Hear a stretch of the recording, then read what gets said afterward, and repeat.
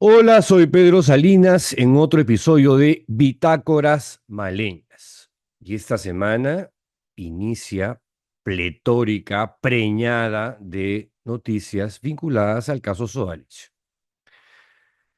A ver, con la vocecita de una Barbie que le habla a Ken, una señora le dirige una carta abierta al arzobispo de Lima, Carlos Castillo Matasoli, para defender al sodalicio.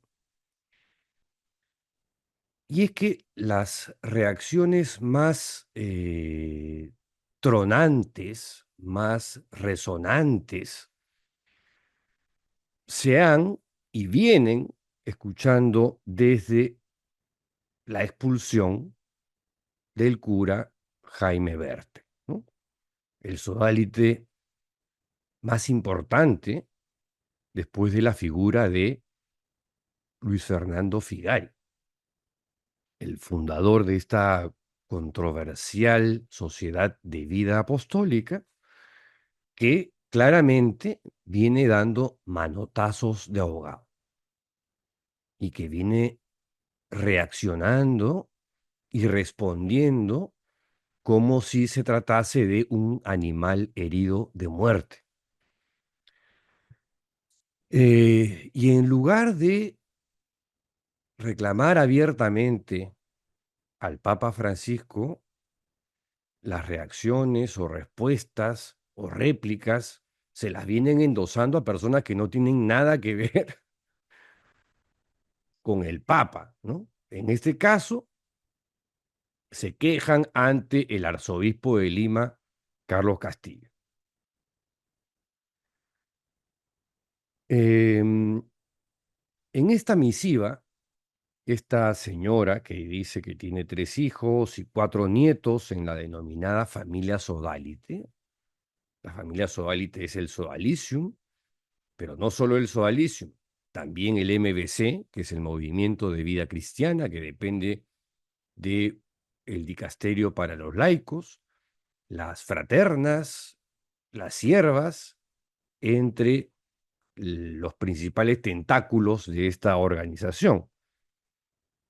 E indica que dentro de su familia espiritual, o sea, la familia Sodalite, se han cometido ofensas y errores. A ver, hubo un poquito más que eso, ¿no? Si el Sodalicium solamente hubiese cometido ofensas y errores, no se encontraría en este segundo en la situación en la que se encuentra, que es una situación de vida o muerte. Porque, a ver, abusos sexuales son ofensas, son errores, estupros indiscriminados y encubiertos son ofensas o errores, casos de servidumbre moderna, o sea, esclavitud, ¿son ofensas? ¿Son errores? No, son crímenes, son delitos. Ofensas y errores es una vez más, un eufemismo y una suerte de reduccionismo del fenómeno que estamos enfrentando. La señora también defiende el supuesto carisma sodalite del fundador pederasta, que antes de fundar el Sodalicium ya había perpetrado abusos sexuales a menores y que apenas fundado el Sodalicium a inicios de los años 70, también perpetró abusos sexuales a menores, dando rienda suelta a sus instintos de depredador y no solo él. Pero luego la señora suelta una frase que confieso, me gustó y que creo deberían aplicar los que se queden luego de la disolución, porque hacia eso están caminando a paso de ganso, ¿no? Dice la frase, tenemos que defender la verdad a toda costa, aunque volvamos a ser solamente 12.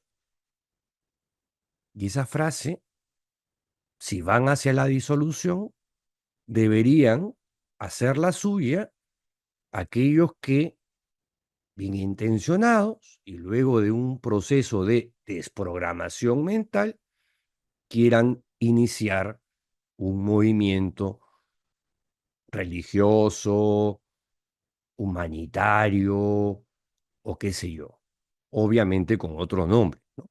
Y después de que el último apague la luz. La carta, reitero, está dirigida al arzobispo de Lima como si de él dependiese el destino del sodalicium y no está dirigida al Papa, eh, quien es el responsable último de que el sodalicium siga existiendo o deje de existir. Porque, a ver, lo que está ocurriendo en el Sodalicium Christiane Vitae tiene un único responsable y son los propios integrantes de esta organización. Los responsables de la actual situación del Sodalicium no es la prensa, no es el arzobispo de Lima, no es el nuncio apostólico o embajador del Papa en el Perú, no es la misión Scicluna Bertomeu. El que va a tomar la decisión final es el Papa, nadie más. Ya comentamos en la bitácora maleña anterior los comentarios virulentos, atrabiliarios, ponzoñosos y enajenados de Alejandro Bermúdez. Un sodalite paradigmático, ¿no? Un sodalite emblemático, un sodalite que encarna el estilo de esta organización. Quien, enajenado y observando las cosas desde Narnia, considera que el derrumbe, el desplome del Sodalicium se debe a una suerte de gran conspiración, gigantesco complot contra la Iglesia Católica, porque el Sodalicium, para sodalites como Alejandro Bermúdez, es la Iglesia Católica, o algo así. Como sea, van 15 expulsados hasta este último minuto y el último edicto papal, si acaso se llama así, ha culminado con una suerte de ultimátum que el superior general, José David Correa, que ya hemos visto que adolece de un problema serísimo de comprensión lectora, todavía no cavila muy bien y no atina a reaccionar con una sindéresis elemental, ¿no? ¿Qué dice ese último párrafo que está casi una constante en los edictos de expulsiones, pero que en el último, donde se eyecta al cura Jaime Bertel y a Juan Carlos Len, urge al sodalicium, urge, o sea, reacciona ya, sin más dilación, sin más dilación, que inicie, no que retome, que continúe, no, que inicie con espíritu dócil y filial, que es algo que siempre ha predicado el sodalicio, ¿no? La obediencia a Pedro, la obediencia al Papa, mirar a Roma, un discernimiento, una vez más, que salga de Narnia, que salgan del closet, que echen cable a tierra. Nubeluz ya no existe. Nubeluz ya fue. Y que a través de este discernimiento vayan hacia un camino de verdad, o sea, dejen de mentir, reparación y justicia. De lo contrario, vendrán, y esto suena muy fuerte en el edicto, vendrán medidas contundentes que no se especifican, pero podemos adivinar que una de esas medidas contundentes es la disolución, es la supresión, es la cancelación, es el cierre de esa organización, hasta el día de hoy católica, oficialmente, ¿no? Y nada, también lo dijimos la vez pasada, la expulsión del cura Bertel ha sido como el Hiroshima del sodalicio. Y ya saben, o ya conocen los memoriosos, que después de Hiroshima siguió la resistencia por parte del emperador japonés y entonces llegó Nagasaki. Y Truman zanjó la guerra con Nagasaki. Y me van a disculpar el símil trágico de esta metáfora, pero no se me ocurre otra y creo que hacia eso están yendo. Se están ganando a pulso su Nagasaki. Impasible el alemán. Y como mamertos de antología, porque es alucinante la generosidad de este papa con el sodalicio. Edicto tras edicto les abre una ventanita de oportunidad, como se dice guachafosamente, para que reaccionen. No lo están haciendo. Bueno, y se mantienen como zombies de The Walking Dead. Y alargando innecesariamente esta historia como si fuese una interminable película de Hitchcock o algo así. Teniendo la oportunidad de hacer las cosas bien, ¿eh? Pero no les da la gana. Y eso es lo más alucinante de todo esto. Porque el Papa, encima, buena gente él, el padre Jorge, les quiere dar una última chance. Pero ni con esas, no la ven. Camila Alvin, exfraterna, psicoanalista y sobreviviente de la familia Sodalite, escribió un extraordinario texto en el portal español Religión Digital, uno de los medios internacionales que está siguiendo este tema al detalle, algo que no hace, por cierto, ninguno de los denominados medios de la gran prensa peruana, ¿no? lo cual es una vergüenza, pero en fin, todo hay que decirlo. En este artículo, publicado el pasado 23 de octubre, Camila Alvin habla de la increíble labor realizada por Monseñor Scicluna y Monseñor Bertomeu, que ha marcado la diferencia.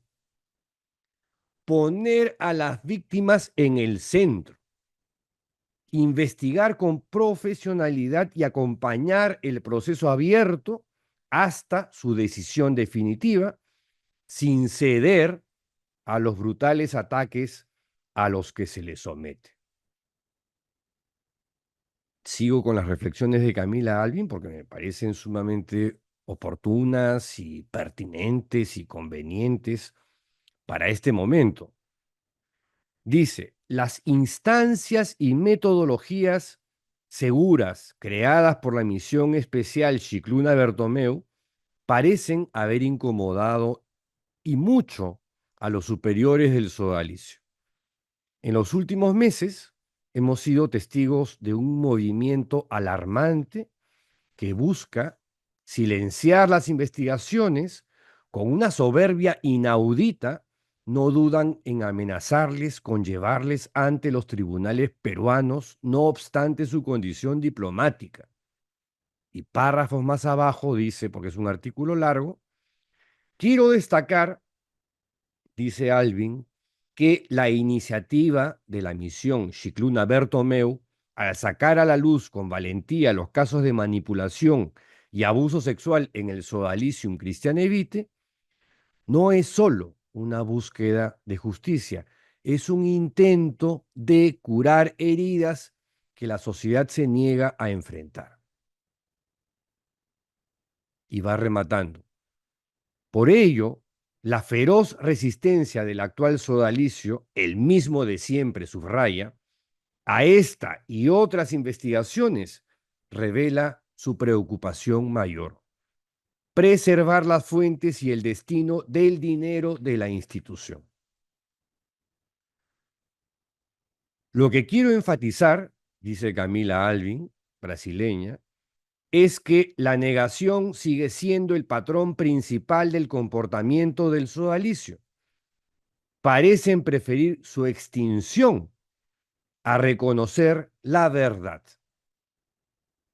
Literalmente, termina con esta frase, literalmente, negarán todo sórdidamente hasta el fin. Es su pronóstico. Y hasta aquí el texto de Camila Alvin. Lo que sigue, como suelen ser las cosas del Sodalicium, es algo lisérgico, surreal, kafkiano, porque con una audacia indefinible, Jaime Bertel y Juan Carlos Len, los últimos expulsados por el Papa Francisco, no por el arzobispo de Lima, no por Jordi Bertomeu y Scicluna, no por el nuncio apostólico, Paolo Rocco, ¿qué creen? Se lanzan contra el nuncio apostólico, contra el embajador del Papa en el Perú, Paolo Rocco Gualtieri, como si él fuese el último responsable de sus expectoradas, ¿no? Cuando todos sabemos que es el Papa. Bertel y Len parece que no lo saben, pero así son. Y como ven, se lanzan contra todos, evitando el enfrentamiento directo y abierto y frontal contra el Papa Francisco. Imagino que para no parecer cismáticos o sedevacantistas, ¿no? O no quieren pues declararse en rebeldía abierta, o qué sé yo. Pero los sodalites son así, pues, ¿qué les puedo decir? Jamás, jamás dejarán de sorprender con sus majaderías y arbitrariedades y talantes matonescos. Y claro, con su humorismo involuntario, que de eso tienen bastante. Porque a veces pienso, ¿no? Ese símbolo de la espada flamígera podrían cambiarlo por el símbolo de el Guasón o del Joker para los más modernos, porque la forma como reaccionan es realmente de villanos del universo DC. Bueno, acá está la carta notarial que le envían al nuncio apostólico Paolo Rocco Gualtieri. Es del 24 de octubre. Su Excelencia, Monseñor Paolo Rocco Gualtieri, nuncio apostólico en el Perú, Avenida Salaverry, Jesús María. Excelencia reverendísima, dos puntos. Aprovechamos la oportunidad para saludarlo en el Señor. Ante el comunicado hecho público por la Nunciatura Apostólica en el Perú el día de ayer, 23 de octubre, en relación con los abajo firmantes, Bertel y Len, nos vemos en la necesidad de manifestarle lo siguiente, dos puntos. Y ahí se meten su florazo. Y lo que dicen y subrayan es que no hay mérito para iniciar un proceso penal o administrativo contra ellos.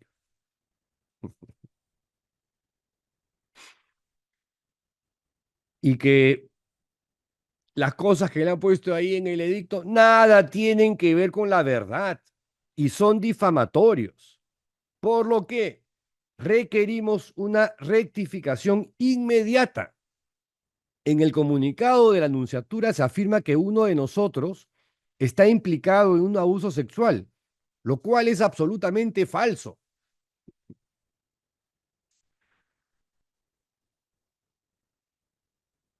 En alusión al testimonio demoledor que ha sido sistemático y sostenido a lo largo de años por parte de Martín Schoich, la víctima olvidada, la víctima excluida por parte del sodalicio. En otra parte, afirman Bertel y Len que el comunicado afirma que tenemos responsabilidad personal en numerosas irregularidades e ilícitos cometidos por empresas vinculadas al sodalicium. Esto no es verdad, por lo que no entendemos por qué usted, ahora el responsable de las expulsiones es el nuncio Paolo Rocco, no el Papa, el embajador del Papa. ¿Por qué usted introduce estos asuntos que constituyen afirmaciones falsas y gravemente difamatorias? Y van rematando. Dado el daño generado por su comunicado a nuestro buen nombre, le requerimos que cuanto antes rectifique públicamente lo señalado. En Cristo y María, Jaime Bertel y Juan Carlos Lin. Todo habrán visto que el estilo Soalite ya ahora sí, ¿no? Ya no es a través de interpósitas personas, de hombres de paja, de bustos parlantes, de talking heads, de terceros, que dicen que nada tiene que ver con el Soalicium, las denuncias o las cartas notariales, ahora sí. El mismo estilo, pero ya, sin caretas. Jaime Bertel y Juan Carlos Len. Por fin ya comienzan a dar la cara, ¿no? En lugar de usar a otros, que ha sido su práctica sistemática durante los últimos 8 años, por lo menos contra Daniel Llovera, Paolo Lugas y este pequeño servidor. En fin, eh, bueno, ya lo dije, ¿no? O sea, el responsable de estas decisiones, si no le quedó claro a la gente del Sodalicio, es el padre Jorge, el Papa, el jefe de todos los católicos. No es el nuncio, no es el arzobispo de Lima, no es Chicluna, no es Bertomeo, el Papa. Se equivocaron de dirección. Bueno, y a continuación, lo que ha sido invisible para la gran prensa nacional, esto se ha vuelto un escándalo a nivel internacional. El sodalicio ya aparece gracias a, a agencias internacionales como Associated Press y a medios como el diario El País o el New York Times, entre otros.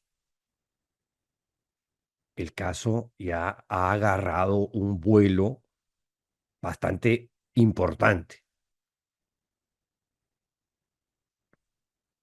O sea, en realidad no ha habido medio importante que no toque, aunque sea de soslayo, el caso Sodalicio, el caso peruano.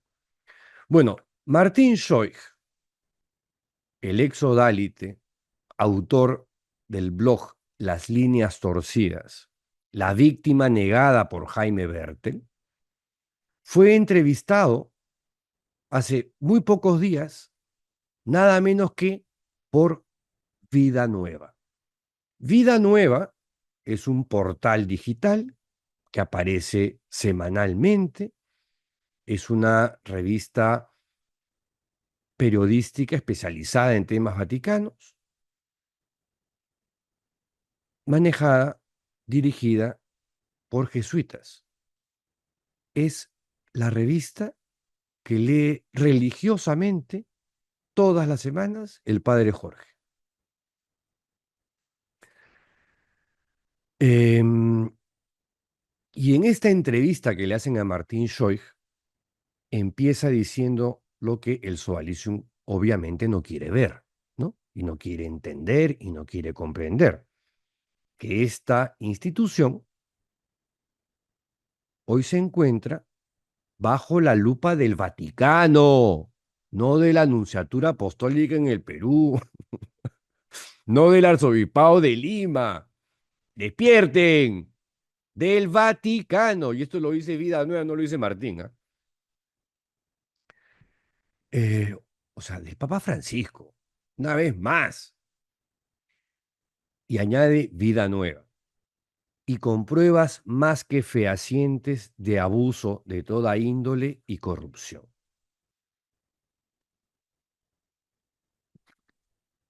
En esta entrevista larga que le hacen a Martín Schoich y que no tiene desperdicio,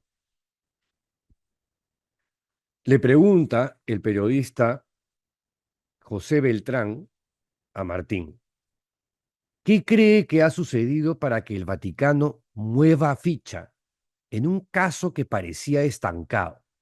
Responde Martín, todas estas medidas que estamos viendo son fruto de la misión especial conformada por Monseñor Chicluna y Monseñor Bertomeu. Mención aparte merece el entonces congresista Alberto de Belaúnde, el cual investigó entre el 2018 y el 2019 el caso Sodalicio en el marco de una comisión investigadora en el Parlamento peruano. Ante las evidencias que señalaban faltas graves, tanto en Figari como en los 10 miembros expulsados, las autoridades del Sodalicio, pudiendo haberlo hecho, pues estaba dentro de sus facultades, no tomaron ninguna medida, lo cual era motivo de escándalo para muchos y un insulto para las víctimas. Si la Santa Sede se quedaba de brazos cruzados y no hacía nada, iba a reforzar la idea de una iglesia encubridora de abusos y garante de impunidad para los victimarios. Más adelante comenta Martín Schoich, el sodalicio ha funcionado como una secta desde sus inicios. No se sabe de nadie que pertenezca o haya pertenecido al sodalicio que haya tenido su primer contacto con la institución siendo ya adulto de mediana edad o mayor. Sus vínculos familiares y sus amistades eran socavadas y debilitadas hasta su aniquilamiento, de ser posible. Todo estaba permitido, incluso maniobras ilegales y fraudulentas, y le pregunta luego el periodista de Vida Nueva, estas medidas adoptadas por Roma Jaime Bertel, ¿le consuelan como víctima del sodalicio? Responde Martín. Las medidas adoptadas constituyen un paso adelante, pero resultan insuficientes mientras no se haga nada por las víctimas que deberían siempre estar en el centro de este proceso. Esta no es una historia de buenos contra malos, sino de vencidos por un sistema perverso, tanto victimarios como víctimas. Y aquí le hace una pregunta importante Beltrán a Schoich. En Roma hay voces que hablan de que no es posible una refundación del sodalicio. ¿El cierre es la única solución? Responde Martín. Lo que es imposible es una reforma del sodalicio, pues ninguno de sus miembros actuales se encuentra en situación de llevar adelante esta reforma. Algo que yo subrayo. Debido a las características sectarias de la organización, todo sodalite que decida permanecer en ella ha sufrido una especie de control mental, conocido popularmente como lavado de cerebro, que le impide entender la realidad fuera de los parámetros de la ideología sodalite que ellos confunden con estilo y espiritualidad. Mientras uno esté en la secta o mantenga una vinculación con ella, no hay manera de darse cuenta de que lo que allí se vive no es normal. Es más fácil entrar al sodalicio que salir de él, dice líneas más abajo. Y pregunta el periodista de Vida Nueva, esta es ya la última pregunta, reitero, es una entrevista extensa que no tiene desperdicio, pero estoy tratando de glosarla. ¿Cuándo decide dar un paso al frente y denunciar lo padecido allí? Era consciente del peaje que implicaba ser altavoz de lo vivido en el sodalicio, porque Martín, como en el caso de José Enrique Escardó, han sido revictimizados una y otra vez en redes sociales. Pero ¿de qué manera, por Dios? Por supuesto, por granjas de sodatroles que tienen 0 o 12 seguidores a lo sumo, pero que les han dicho barbaridad y media. ¿Qué responde Martín? En noviembre del año 2012 decidí comenzar a publicar todo lo que sabía sobre el sodalicio, con el artículo Como lobos rapaces, que daba cuenta de las raíces fascistas del sodalicio. En ese entonces, ya Pedro Salinas, autor junto con Paolo Ugaz de Mitad monjes, mitad soldados, me había contactado para que le enviara mi testimonio, que debía aparecer con seudónimo en su libro, debido a que aún no había podido vencer del todo el miedo que me generaba enfrentar al sodalicio, cosa que con Pau respetamos, hasta la segunda edición en la que Martín y otros más deciden poner su nombre y apellido. Aún así, continúa Martín, decidí salir a la palestra. Solo alguien que había pertenecido a la institución podía describir acuciosamente ese fenómeno. Y Martín, como José Enrique Escardó o como Martín López de Romaña, entre otros, lo han hecho a la perfección, en mi pequeña opinión. Por supuesto, continúa Martín Schoich, que era consciente del costo personal que ello implicaba: ostracismo, incomprensión, difamación, pérdida de amistades, conflictos familiares, teniendo en cuenta que mi hermano Ervin seguía perteneciendo a la institución. Hoy por hoy, a manera de digresión, Erwin Schoich es otro de los expulsados, ¿no? Aparentemente por hackear comunicaciones. Pero lo que en mí primaba era un deber de conciencia hacia quienes han sido víctimas de la institución. No podía dejarlos en la estacada. No me arrepiento, dice Martín Schoich, de haber dado este paso, pues creo que de esta manera he intentado ser un auténtico discípulo del Jesús de los Evangelios. ¿Y de qué manera? ¿Y de qué manera? Realmente el testimonio católico de Martín en esta historia ha sido ejemplar, muchísimo más ejemplar que el de muchísimos sodálites en activo, ¿no? Resumiendo, lo que describe Martín Schoich y lo que sentimos todos los que estamos de una u otra forma comprometidos en esta historia es que lo que estamos viviendo es ya una disolución a plazos, una disolución a cuentagotas, una disolución en dosis homeopáticas, pero disolución, al fin y al cabo. ¿El Sodalicium pudo haber detenido esa sangría? Claro que sí, claro que sí.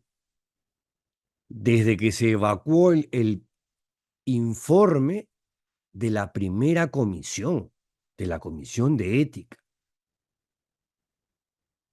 que les ponía recomendaciones sumamente claras y específicas que no les dio la gana de cumplir.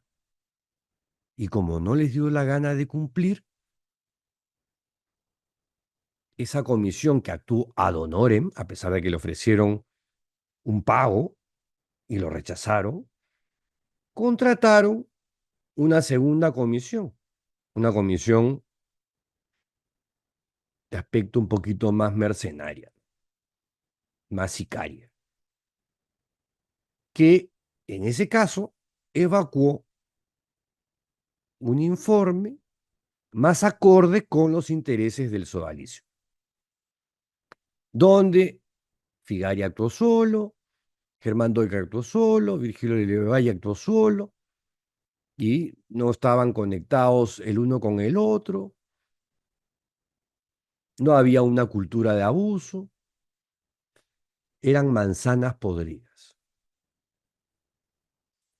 y nada más. Pero ahí están los mensajes clarísimos del padre Jorge, del Papa Francisco, para que el sodalicio, y se los dicen hasta este momento, que inicie un camino de verdad, reparación y justicia. Pero que, al parecer, este mensaje no ha calado. Nada, absolutamente, pero ni una gotita en la cabeza de los capitostes o figurones del actual sodalicio. Independientemente ya de que han expulsado a 15, para que vean que yo creo que esa misión Cicluna Bertomeu se ha quedado corta. Hay un huevo de gente más que siguen ahí, agazapados, Y en plan Matrix, han esquivado las balas. ¿Ah? News Vander, Fernando Vidal, Enrique Elías Dupuy, entre otros tantos, los hermanos Len, Javier y Gonzalo, y un montón más, ¿ah? Ahí sigue. ¿Por qué? Porque la respuesta que estamos viendo sigue siendo la de la soberbia, la de la altanería, la de mantener una solidaridad y hermandad con quienes ya han sido expulsados, al punto que los sodalites expulsados se siguen refiriendo al Sodalicium como su comunidad. Y el Sodalicium, con este superior que tiene José David Correa, no les llama la atención, ¿no? Y dice, oye, tú ya no estás con nosotros.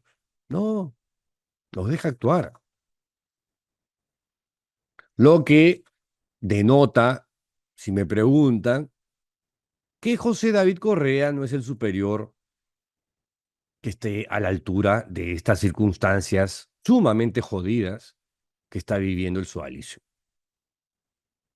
Se lo sugerí modestamente en una videocolumna anterior que ese Consejo Superior actual debió renunciar en el acto luego de esta bomba atómica que les ha lanzado el Papa Francisco con la espectorada de Jaime Bertel y Juan Carlos Lin.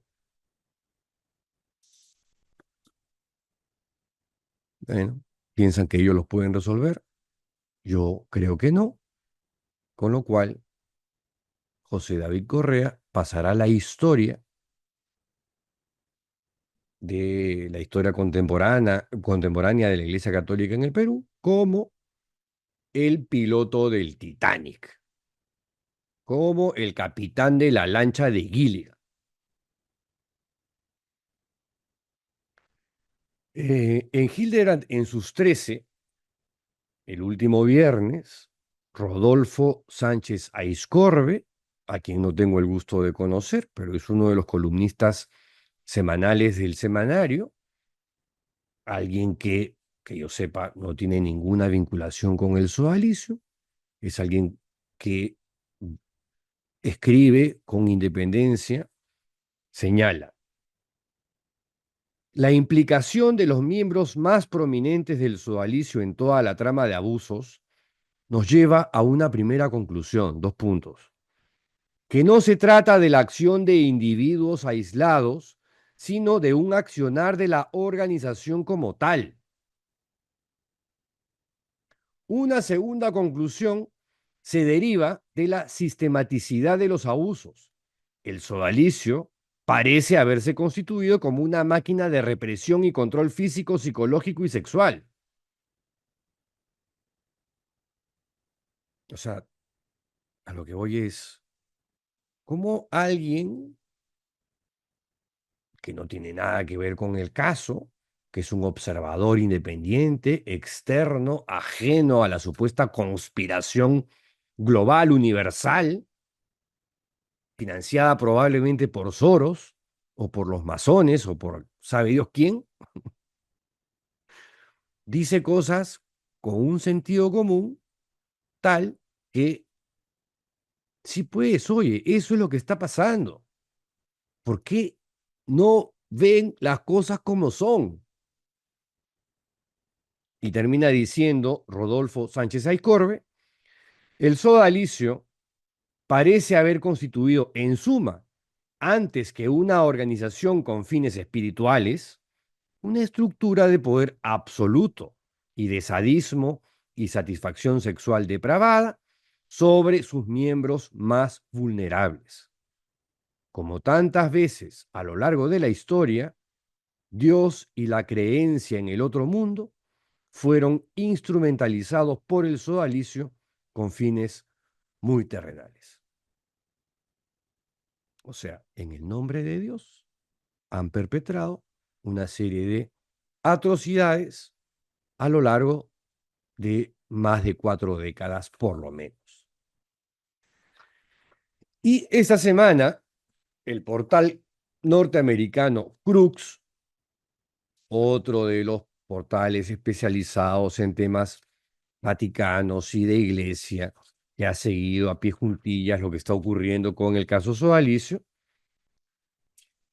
a propósito de la patada en el culo al cura Jaime Bertel, hace una reseña sobre esta cosa prepotente a través de la carta notarial contra el nuncio por parte de Bertel y Len, ¿no?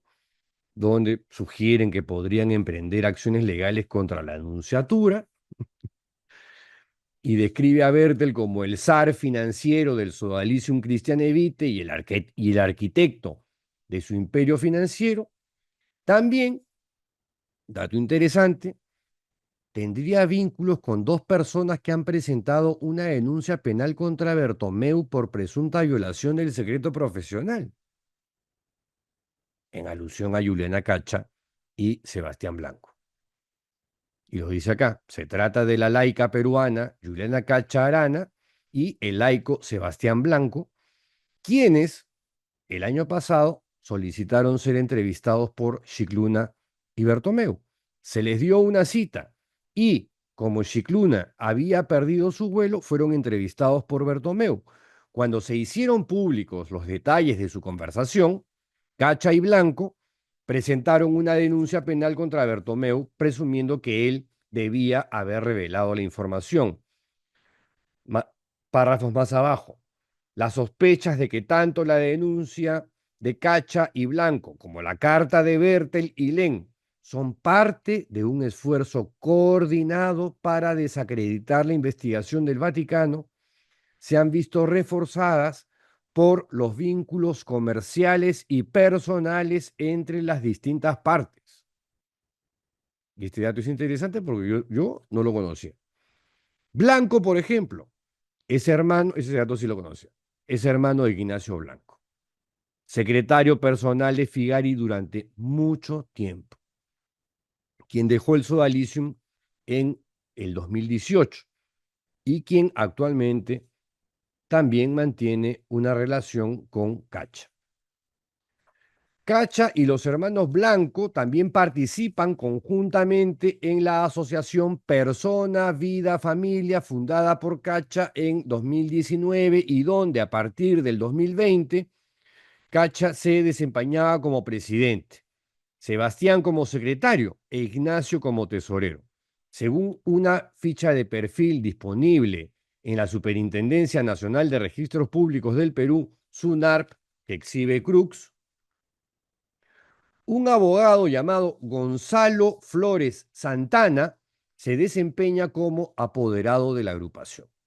No lo dice Crux, pero por las investigaciones de Paolo Lugas, sabemos que Gonzalo Flores Santana es alguien muy cercano al cura Jaime Bertel. Sigue diciendo Crux en su nota. Crux se enteró de que Flores Santana también es miembro de la Fundación Santa Rosa del Sodalicium Christiane Vitae, que tiene su sede en Denver y se cree que recibe fondos de empresas del Sodalicium con sede en Perú. Según una página de perfil, el secretario de la Fundación Santa Rosa es José Ambrosic, quien también fue expulsado esta semana por presunta irregularidad financiera, y su vicepresidente es Juan Carlos Len, quien fue expulsado junto con Bertel. Según la SUNARP, Sebastián Blanco también se desempeña como secretario de la Asociación Civil San Lucas en Perú, donde Bertel funge como tesorero y el padre Javier Len, hermano de Juan Carlos Len, quien fue expulsado esta semana junto a Bertel, funge como presidente. O sea, todo queda en familia. Y cosa curiosa, ¿no? Porque cada vez que se presentan Juliana Cacha con Sebastián Blanco, nunca mencionan al Sodalicium Christiane Vitae. siempre evitan mencionar la palabra sodalicio. Y bueno, Jaime Bertel, que está desatado, le manda una carta el día de hoy al director de Crux, a John Allen Jr. Estimado señor Allen, en síntesis dice, primero, lo que describe Martín Schoig nunca pasó. O sea, niega el abuso de evidentes y escabrosas connotaciones sexuales, que ha llegado hasta las salas del teatro peruano, a través de la obra San Bartolo, de la plaza, donde se ve a uno de los actores totalmente desnudo, sentado en una silla, en alusión a el incidente que ha venido narrando Martín Schoig de forma sistemática, detalladamente, con pelos y señales sobre cómo en una sesión de dirección espiritual o consejería espiritual o asesoría espiritual, Jaime Bertel le habría ordenado fornicar, follar, tirar con una silla. Bueno, Bertel primera vez que lo niega. Algo que ha estado durante años siendo denunciado reiteradamente por Martín Schoig y que ha sido llevado a las tablas por la plaza a través de la obra San Bartolo, recién lo niega ahora, en el 28 de octubre del 2024. Como que se demoró un poquito, ¿no? Primero, lo que describe Martín Schoig nunca pasó. Segundo, no es cierto que encubrí a Daniel Murguía. Y sobre Martín, en alusión a este hecho que habría ocurrido en el año 1979, cuando todavía Bertel no era cura, pero vivía en una comunidad del Sodalicium, en San Elred, en la Avenida Brasil, 3029, dice, quizás esto le pudo haber pasado, pero con otra persona. Allá. ¿Y por qué no lo dijiste antes, Jaime Bertel? Estoy convencido de que está confundido. Lo que él describe no pasó conmigo. Ahora, Jaime Bertel suele ser taxativo, suele ser hasta persuasivo cuando hace este tipo de afirmaciones categóricas, al punto de que podría casi convencer al otro, como pasó en la primera comisión, la denominada Comisión de Ética, donde me acuerdo que, no me acuerdo quién de la comisión me dijo, Jaime Bertel, señor Salinas, ha estado sentado hace unos minutos donde usted está sentado y ha negado el testimonio de Martín Scholl. Así, adintra, en esa comisión, Bertel ya lo había negado. Y ahí yo respondí, miren, Jaime Bertel puede ser muy encantador, muy divertido, muy persuasivo,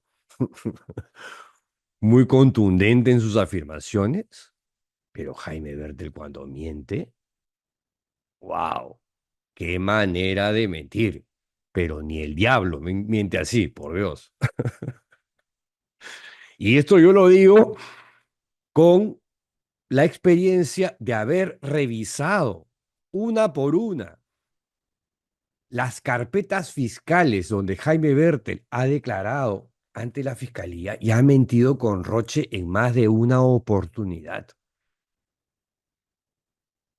porque no solamente es que ahora trata de desmentir a Martín Schoich, hay testigos de otros, como el padre Jean-Pierre Teuillet, o ex sacerdote Jean-Pierre Teuillet, quien habría señalado a Bertel como haber sabido de los hackeos de las comunicaciones, de los correos privados del oftalmólogo arequipeño Héctor Guillén y de la hermana de Daniel Murguía, Patricia Murguía, que estaban o impresos o en la computadora de Erwin Schoich. Y es más, hay un correo, impreso por el ex cura y ex odálite Jean-Pierre Teuillet, que está publicado en Sin Noticias de Dios, donde Bertel reconoce que estaba al tanto de los hackeos de las comunicaciones.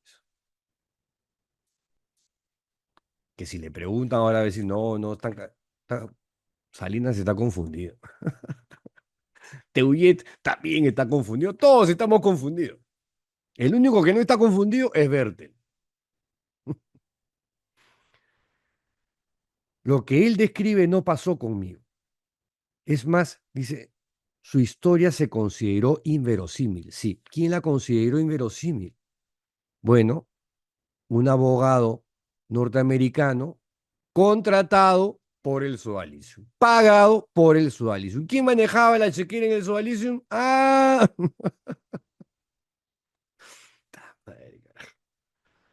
por otro lado, dice, nunca vi su computadora.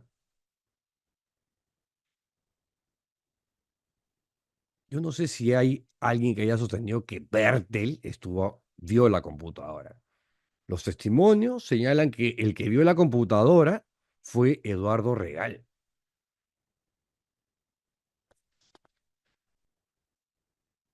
porque la computadora de Murguía estaba en Chile. Tenía una laptop, sí, que se había traído de Chile a Lima cuando lo ampallan en el 2007, infraganti, en un hotelucho de mala muerte, muy cerca de la Plaza San Martín, tomándole fotografías a un niño de 11 años semidesnudo. Y hay varios testimonios que acusan a varias autoridades del Sodalicio de haber obstruido la justicia chilena, de haber desaparecido las evidencias. Y aún así, Daniel Murguía estuvo 1 año y 7 meses de prisión en Lurigancho. Y salió de ahí gracias a Javier Villestein. Murguía fue expulsado del Sodalicium, dice Bertel, ¿no? Se lo dice a John Allen Jr. No, lo que no le dice a John Allen Jr. que efectivamente Murguía estuvo preso, pero Bertel y compañía se encargaron de crear un clima, una burbuja en torno a el presidiario Daniel Murguía, donde enviaban semanalmente a un cura del Sodalicium para que lo confiese, lo acompañe, mandaban sodálites agrupados para que Murguía sintiese que, a pesar de la expulsión, entre comillas, todavía seguía vinculado, ligado a su familia espiritual. Eso no lo cuenta Jaime Berte. Y eso no es que se me ocurre ahorita. Eso también está en Sin Noticias de Dios. Y eso también lo cuenta pormenorizadamente el ex cura y ex odálite Jean-Pierre Teuillet. Él era el cura que iba al Lurigancho a visitar a Daniel Murguía para cerciorarse de que Murguía no hablara. Y Patricia Murguía, también está en Sin Noticias de Dios, relata que justamente en Denver, citada por Alejandro Bermúdez en La Panera, acompañado de otro u otros exodálites, fue conminada, bien al estilo Bermúdez, de que si Daniel hablaba, ellos iban a reaccionar.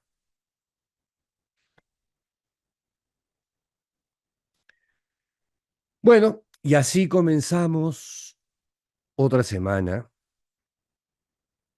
quizás una decisiva en esta historia, pero antes no puedo dejar de comentar la homilía del día de ayer, y ya con esto termino.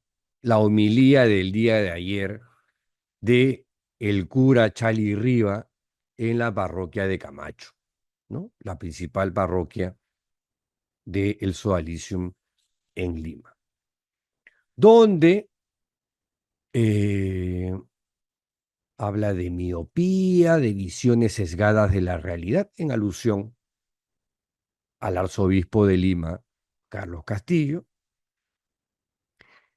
Cita a Santo Tomás, una cita que tranquilamente puede usar como un boomerang, puede ser usada como un boomerang a lo que decía o trataba de decir Chali Riva, ¿no? La verdad es la adecuación de lo que está en nuestra mente y lo que existe en la realidad. Sí, pues, cuando tienes un cerebro que ha sido formateado durante 40, 50 años, lo que tú crees que es cierto, crees que es la realidad. Si tú crees que tu organización tiene un carisma, a pesar de que está demostradísimo fehacientemente de que no existe un carisma, tú vas a seguir creyendo que hay un carisma. Y habla de la expulsión de algunos hermanos, porque así siguen tratando a los expulsados, como sus hermanos, que por una decisión injusta los han votado de la comunidad, pero in pectore siguen considerándolos como parte de la organización. Y habla el cura Juan Carlos Riva de tres grupos de personas. Y en el primer paquete habla de sus hermanos sodálites.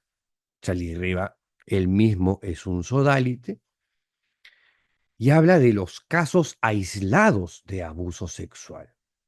¿Casos aislados, Charlie? ¿Casos aislados? ¿Lo de Figari fue un caso aislado? ¿Lo de Germán Doig, el número 2, el candidato a santo, también fue un caso aislado? ¿Los abusos de Virgilio Levalli, el número 3, en los 80s, también estaba desconectado de lo de Germán y lo de Figari, pese a que el modus operandi era el mismo?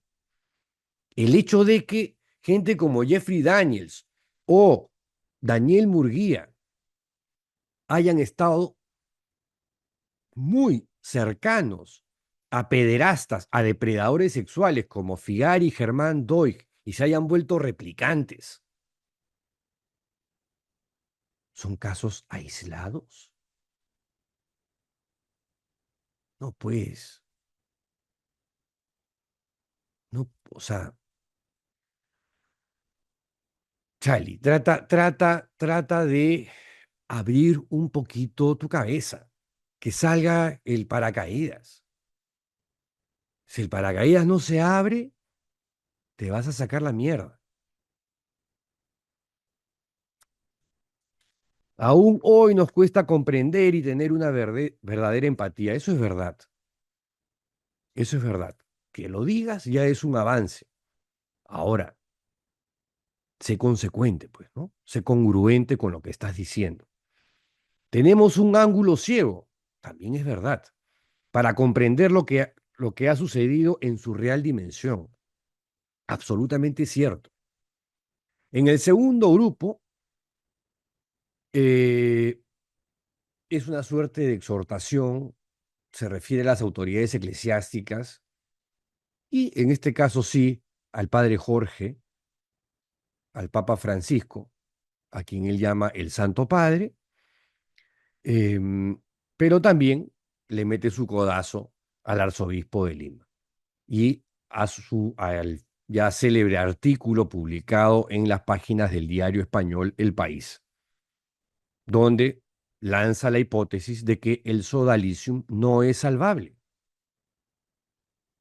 como piensa él, como piensa la periodista católica Rosa María Palacios, como puedo pensar yo, puede pensar José Enrique Escardo, y otra mucha gente que no tiene nada que ver con el caso, ¿ah? O como piensa, por ejemplo, José López Guadalupe, que es teólogo, que es alguien que es muy ilustrado en estos temas, que también sostiene que el sodalicio no tiene carisma. Los únicos que sostienen que el sodalicio tiene carisma son sodalites y miembros de la familia espiritual, miembros de la familia sodalite. Dice Chali, hay frutos malos, como sugiriendo que, bueno, esos frutos malos ya no están, ¿no? Ya no está Figari, ya no está Germán Doig, aunque presumo que él considera que Eguren debería regresar, es una expulsión injusta, entre otras. Y que el árbol, por cierto, está bien, que hay más frutos buenos que malos. Y no es así, no es así lamentablemente. El árbol está podrido, hay que cortarlo de raíz, de tajo. Y si me preguntan, no solamente es al sodalicio, ¿no? También al MBC, también a las fraternas, también a las siervas. Les debería caer la guillotina, porque son parte del mismo árbol podrido. Entonces no es un tema de frutos malos, es el árbol el que está podrido, mi querido Chali. Si no hubiese carisma, lo que habrían vivido sería consecuencia de una farsa, de un lavado cerebral, algo que Chali Riva se niega a aceptar y que es comprensible, el negacionismo. Aceptar que todo lo que has vivido ahí ha sido una farsa, un engaño, una mentira, Charlie.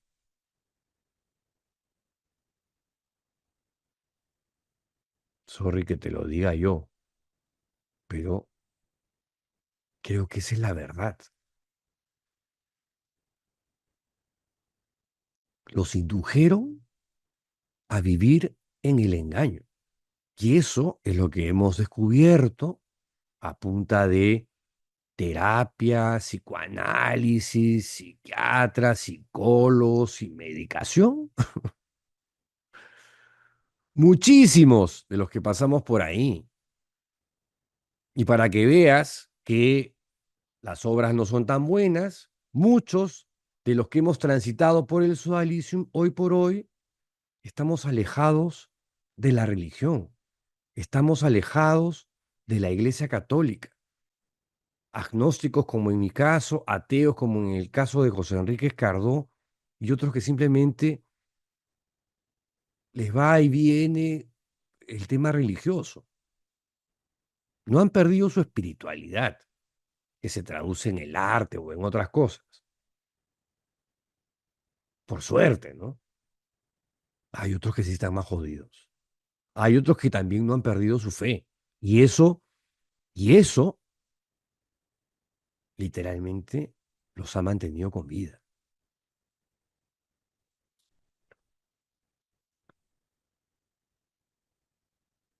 Pero enunciar cosas a estas alturas, además, ¿no?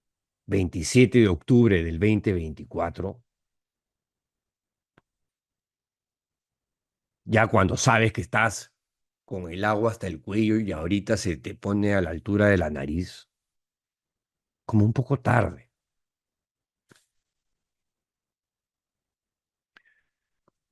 Iba rematando Charlie Riva diciendo, aunque los instrumentos de los que se valió el Señor fueron muy pecadores, ya está como la señora que le escribía al arzobispo Castillo. ¿Pecadores? Estamos hablando de criminales, de delincuentes, de depredadores sexuales, no de pecadores. Pecadores, ahí ya puedo consentir contigo o atracar contigo que estamos hablando de frutos malos. No, acá estamos hablando de que tus ramas han salido criminales, delincuentes y depredadores sexuales. Y por último se refiere a las víctimas. Y ahí sí, con una penosa interpretación, ¿no? Hablando de víctimas y victimarios y como si esto fuese parte de una prédica hegeliana marxista. Puta, ¿en serio, Charlie? Y por cierto, parcializada y sesgada, en alusión a el arzobispo de Lima una vez más, ¿no? Al que lo agarran de piñata cada vez que pueden.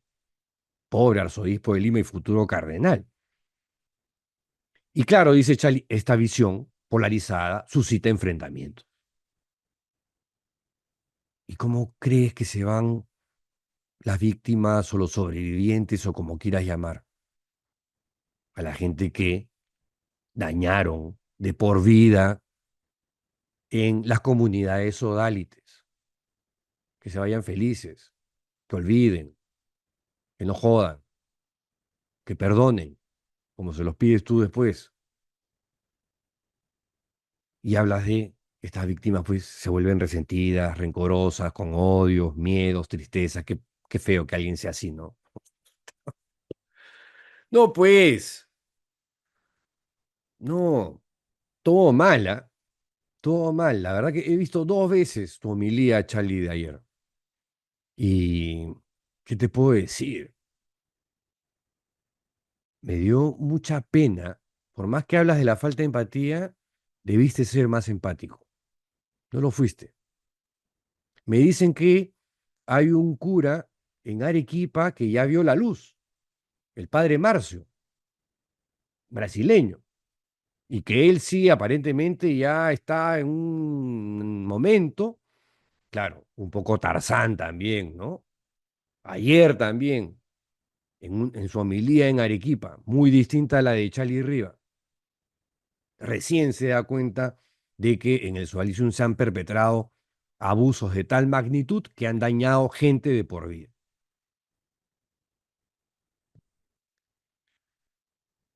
No hay ninguna herida que pueda ser sanada por la infinita misericordia de Dios. Ya, explícale eso a la gente que ya no cree en la misericordia infinita de Dios y que está esperando justicia terrenal.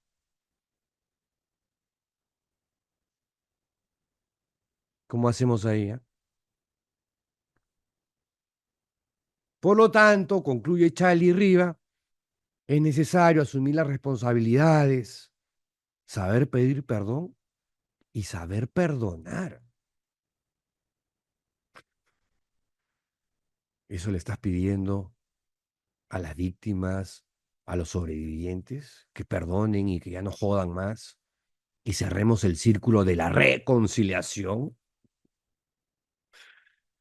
O sea, le estás indilgando a las víctimas la responsabilidad de cerrar este círculo perverso. No sean pendejos. De verdad que ya me dio rabia esa homilía de ayer del sacerdote Juan Carlos Riva en la parroquia de Camacho. Porque una vez más, ya la conclusión, siguen sin verla. Bueno, y así les decía, comenzamos otra semana,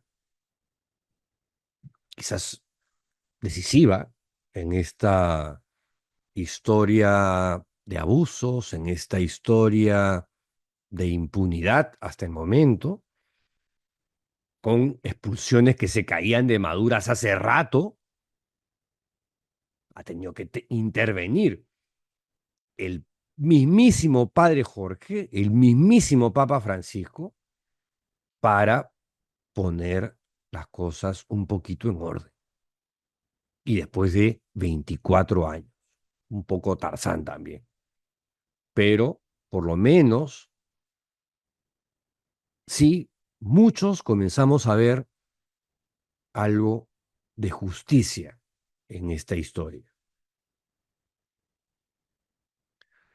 Y esto en un país de fiscales y jueces febles o incompetentes o absolutamente corruptos, con las excepciones del caso, pero la realidad de la justicia peruana, pues hoy por hoy hemos visto que es una lágrima al costado de lo que está haciendo el mismísimo Vaticano y el propio Papa de todos los católicos en el Perú, donde todo pareciera indicar que estamos a puertas de presenciar un hecho inédito, un hecho histórico, algo que va a ser épico, en un país donde, ya sabemos, los ecuánimes conchudos, con sotanas y sin sotanas, han reinado y manejado el Perú a su antojo. Y lo dejo aquí nomás porque ya hablé para variar demasiado. Hasta la próxima videocolumna. ¡Chao!